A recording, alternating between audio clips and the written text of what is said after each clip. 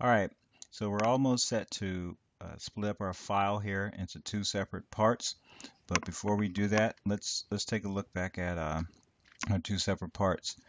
They both have this flange here, these four holes, this base, and the last little feature that's very similar is this hole that's on the top of one of them. Now each one of them for each part, the hole is exactly in the center with respect to left and right, but the distance from the edge to that hole is different on each one. I know it doesn't look like it on here, but they are a little different. But what we can do is set up a sketch or a line that will allow us to save us, probably a couple of steps down the line. So let's go back to our part. Let's locate the top of our part. And you can click on your view cube to get there how you need to. I'm actually going to just get there at the angle. And so right click and go to new sketch.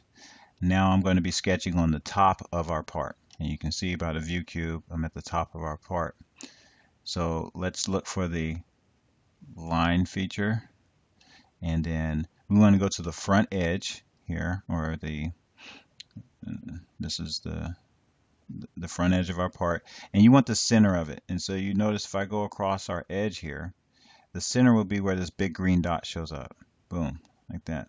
And then left click to start the line feature. And you can see I can draw my line just like I've done before. But I want to point out a little shortcut here. On the right side, you can see that it says 90 degrees. That means that my line that I'm drawing it's perpendicular. It's 90 degrees with respect to the front edge line there.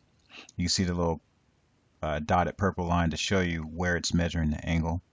And then on the left side, you see that the box that's highlighted there, that's the length of the line. You can see it changing. And so I know that the length of this line, we want it to be 6 millimeters. So I can go ahead and type 6, right? And then hit enter.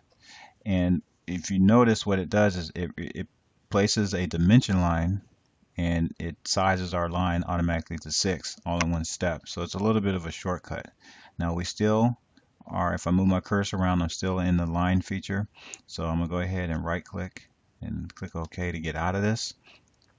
And just it's a very good habit to, when you're dimensioning your parts, to make sure that the dimension lines are outside, they're off your part. So I'm going to go over here to where the dimension line is highlighted, left click and hold it down, and then drag this over here, out here. All right. It's just makes your drawings a lot cleaner. Okay.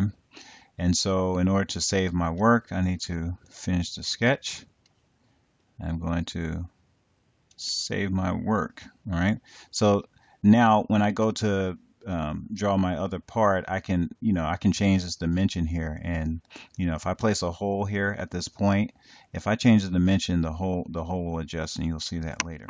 But what we want to go ahead and do is start our InCap front file. So let's go over here to the inventor icon, click the little drop down arrow, go to save as, and then we want to name this file InCap front. Hit save. All right.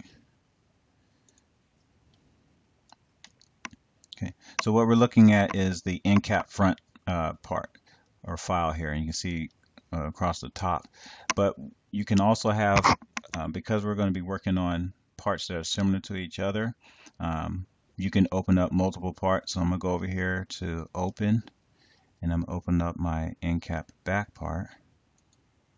Okay, and I'm going to try to orient this the same way.